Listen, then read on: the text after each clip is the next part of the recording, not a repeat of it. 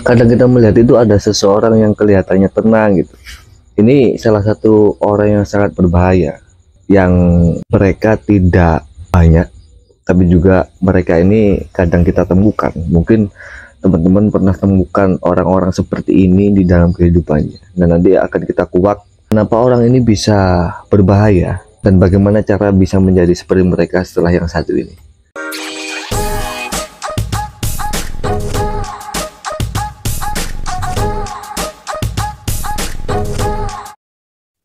Saya menemukan ada orang yang saya anggap ini sangat berbahaya. Orang ini tidak banyak orang seperti ini. Tapi pada saat kamu mengenal atau pernah bertemu dengan orang seperti ini, hati-hati. Karena ini adalah orang yang sangat jarang sekali kita temui. Orang seperti ini adalah orang yang seharusnya kita mendekat kepada dia untuk belajar, untuk bagaimana caranya dia bisa melakukan hal yang saya anggap ini adalah suatu hal yang sangat sulit kita lakukan. Orang ini adalah, kalau teman-teman pernah mengetahui atau pernah bertemu, orang ini adalah orang yang tidak takut akan hal yang menimpa dirinya. Orang ini adalah orang yang tidak takut untuk ditinggal. Orang ini adalah orang yang tidak takut untuk dibenci. Orang ini adalah orang yang tidak takut ditinggal oleh teman-temannya, atau orang ini berani untuk tidak mempunyai teman. Orang-orang seperti ini sangat jarang sekali kita temui, tapi saya pernah menemui satu orang itu, dan dia sangat dingin sekali sifatnya. Pada saat kita kepingin untuk mendekat kepada dia, pada saat kita ingin mengenal lebih jauh kepada dia, itu kita harus memberikan value yang luar biasa kepada dirinya. Kita mempunyai apa untuk dekat kepada dia, karena dia tidak butuh kita gitu. Dia sudah tidak butuh orang lain. Artinya gini, bukan dia apa-apa dilakukan sendiri, bukan. Tapi pada saat dia itu dibenci oleh orang, pada saat dia dicemooh oleh orang, pada saat dia ditinggal oleh teman-temannya, mungkin dia tidak mempunyai rasa takut, dia tidak mempunyai rasa kecewa, apalagi sedih. Dia adalah orang yang sudah selesai dengan dirinya sendiri. Dia adalah orang yang saya anggap dia mengenal Tuhannya. Dia juga sudah mengenal dirinya. Pernah nggak teman-teman melihat orang seperti ini? Ini sangat berbahaya. Karena apa? Kita tidak bisa mengendalikannya. Kita tidak bisa mengontrolnya. Kita tidak bisa memanipulasinya. Kita tidak bisa, apa istilahnya itu, mengaturnya. Kita tidak bisa. Karena pada saat kita memberikan arahan kepada dia, kita memberikan istilahnya itu rencana untuk bagaimana supaya dia itu nurut dengan saya, itu nggak bisa. Dan dia sangat tenang orangnya. Dia tidak takut miskin, dia juga tidak takut kaya, dia tidak takut untuk sakit apalagi sehat, dia tidak takut berjalan sendiri, dia tidak takut punya masalah. Artinya apa ya, orang seperti ini tuh pernah gak kamu menemukan? Saya pernah ketemu nih. Awal-awal saya ketemu itu aneh banget loh, orang ini kok seperti ini. Jadi dia itu tidak ambil pusing gitu, dia tidak ambil repot pada saat menemukan orang-orang yang toksik, pada saat menemukan orang-orang yang hanya drama. Itu dia tidak segan-segan untuk membuangnya. Dia tidak segan-segan untuk menjauhinya. Pada saat dia menemui orang yang itu penuh dengan drama, penuh dengan toksik, atau orang lain itu melakukan hal yang dianggapnya itu tidak baik, dia tidak segan-segan untuk pergi dari orang itu. Dan dia nggak takut untuk dicemooh orang, dikucilkan orang, difitnah, dia nggak takut. Orang-orang seperti ini adalah orang yang saya kira jarang kita temui. Pada saat dia punya masalah, dia tidak kelihatan punya masalah. Pada saat dia bahagia, dia juga tidak kelihatan bahagia. Toh pada saat dia sedih, itu tidak kelihatan. Jadi orang seperti ini itu atas sama bawah itu nggak ada bedanya. Pernah suatu ketika pada saat saya ketemu orang ini, ya saya anggap suhu lah ini. Dia bilang seperti ini, makan enak itu ya rasanya sama, makan nggak enak itu ya rasanya sama, sama-sama cuma sampai di sini toh. Pada saat kamu makan enak ya sampai di sini, pada saat kamu makan gak enak hanya di sini, selebihnya setelah itu nggak ada rasanya. Jadi nggak ada bedanya, kamu mau makan enak makan gak enak nggak ada bedanya. Ada sesuatu yang kamu anggap itu masalah, itu cuma ada di pikiranmu. Ada orang lain menganggap sesuatu yang sama itu bukan masalah.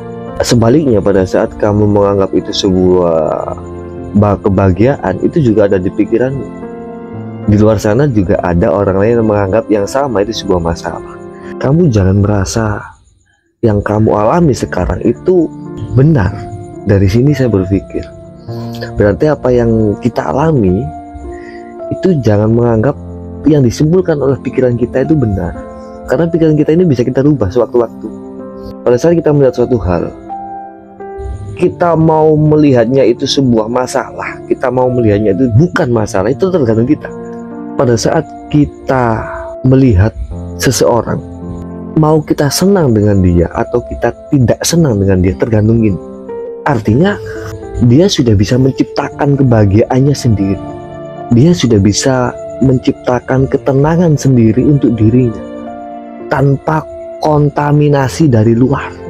Pada saat ada orang berbuat yang mungkin tidak enak kepada dirinya, itu dia berpikirnya, oh, ya udah.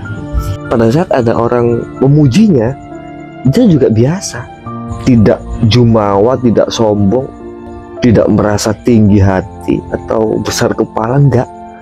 Pun pada saat ada orang memfitnahnya, itu dia merasa biasa, tidak merasa dia tertindas atau tidak, enggak. Dan orang seperti ini sulit sekali untuk ditiru. Saya sempat tanya, rahasianya apa? Kok bisa mempunyai pemikiran seperti ini? Dia bilang gini, sebenarnya nggak ada rahasia. Kamu loh bisa melakukan seperti ini, cuma memang butuh belajar. Jadi apa yang saya lihat, dia bilang seperti itu, apa yang saya lihat itu sama, netral, nol, netral, tidak plus tidak min. Saya bisa menjadikan yang saya lihat itu min, negatif, saya bisa menjadikan yang saya lihat itu positif, tergantung ini saya. Kalau saya menganggapnya positif, ya positif. Kalau saya menganggapnya negatif, ya negatif. Bukan berarti kegiatan atau sesuatu yang salah menjadi positif, bukan. Dia tetap salah yang dilakukan, tapi kepada orangnya dia tetap netral. Itu kuncinya, melihat semua orang itu netral. Orangnya loh ya, individunya, bukan yang dilakukan. Kalau yang dilakukan itu negatif, dia tetap memandang orangnya positif atau netral ya, dia tetap memandang orangnya netral, perlakuannya negatif, setelah itu dia tinggal. Jadi hidupnya sangat ringan sekali, tidak ada masalah yang berat baginya. Pernah gak kamu menemui orang seperti ini? Saya masih sedikit bingung, apakah ini orang sudah mencapai makom tertentu atau di dalam agama itu makrifat? Apakah ini orang yang benar-benar sudah menemukan jati dirinya atau mengenal Tuhannya, sehingga apa yang dia lihat itu individunya itu netral. Dia bisa seperti itu juga kehendak Tuhan, katanya gitu. Dia bisa melakukan kebaikan juga kehendak Tuhan, dia bisa melakukan keburukan juga kehendak Tuhan. Kita dibekali akal untuk berpikir, pada saat tahu itu buruk kenapa dilakukan, artinya itu ujian bagi dia dari Tuhannya. Pada saat dia melakukan kebaikan dan dia merasa yang melakukan, itu juga ujian dari Tuhan, gitu katanya. Jadi sedikit pelajaran dari video ini adalah, apapun yang kita lihat, apapun yang kita rasakan di dalam kehidupan kita, enak enggaknya itu tergantung pikiran kita menilai, buruk baiknya tergantung pikiran kita yang menilai, susah senangnya tergantung pikiran kita yang menilai. Kalau kita ingin hidup kita lebih enteng, lebih bahagia atau menciptakan kebahagiaan, ya kita harus beranggapan positif atas semua yang menimpa diri kita. Evaluasi nanti jatuhnya. Tapi kalau kita ingin hidup kita ini ruwet, hidup kita ini berantakan, hidup kita berat, ya pandang aja semua negatif. Akhirnya kita mikir, akhirnya kita pusing sendiri. Toh semua yang terjadi ini sudah ditakdirkan. Terus dia bilang, pada saat kamu nanti sudah mencapai kesadaran bahwa hidup ini ya seperti ini, kamu akan mengerti dan kamu tidak akan gampang marah. Kamu tidak akan gampang mengejas orang. Kamu tidak gampang kagum dengan seseorang. Kamu juga tidak gampang benci dengan seseorang. Sekalipun itu, kamu tidak akan gampang kagum dengan seseorang meskipun orang yang tinggi, entah itu ilmunya, entah itu jabatannya, kita tetap menghormati itu. Jadi kita nggak gampang terombang-ambing gitu. Nah, orang seperti ini bahaya, teman-teman. Kalau kamu pernah menemui orang seperti ini, coba dekati, coba kalau bisa jadikan dia teman kamu atau gurumu lah paling tidak. Dari situ kamu nanti bisa belajar. Dari situ kamu nanti bisa mengetahui bahwasanya kehidupan ini ya seperti ini.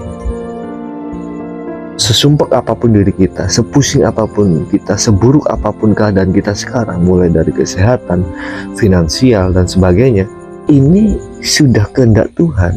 Pada saat kita ingin mengubah itu semua, langkah pertama adalah dari pikiran kita. Tuhan kan maha kaya, gitu ya. Tapi kenapa kita takut miskin? Karena kebanyakan sekarang orang anggap kaya miskin itu dari hartanya kan, bukan dari hatinya. Kalau ngomong, waduh. Jadi di dekat orang seperti ini tuh rasanya masalah-masalah hilang. Di dekat orang seperti ini tuh rasanya adem banget gitu. Kamu nanti akan menemui orang seperti ini dalam kehidupan. Cari orang yang seperti ini. Alhamdulillah saya sudah menemukan orang itu. Saya bisa seperti ini juga atas wejangan atau atas ilmu yang diberikan orang itu kepada saya. Dan alhamdulillah Tuhan mempertemukan saya dengan orang seperti itu. Karena kalau kita ngomong spiritual, teman-teman, spiritual kan jiwa gitu. Bukan jin, bukan goib, bukan ya. Spiritual itu jiwa, ketenangan jiwa, hidupnya jiwa kita. Pada saat kita sudah berniat untuk belajar spiritual, gak bisa hanya teori, gak bisa hanya buku dibaca atau orang ngomong, gak bisa. Langsung dicoba, langsung dites oleh Tuhan. Kalau gak habis hartamu, habis keluargamu, habis kesehatanmu, pokoknya sampai nol, sampai benar-benar nol. Dari situ nanti kamu tahu bahwasanya yang dulu diri kamu bangga-banggakan, kamu sombong-sombongkan, ternyata gak bisa apa-apa. Yang dulu kekayaanmu kamu sombong-sombongkan, kamu lupa untuk sedekah, pada saat dinolkan, kamu gak bisa apa-apa. Beruntunglah orang yang sadar atas hal itu sebelum benar-benar dia dicoba.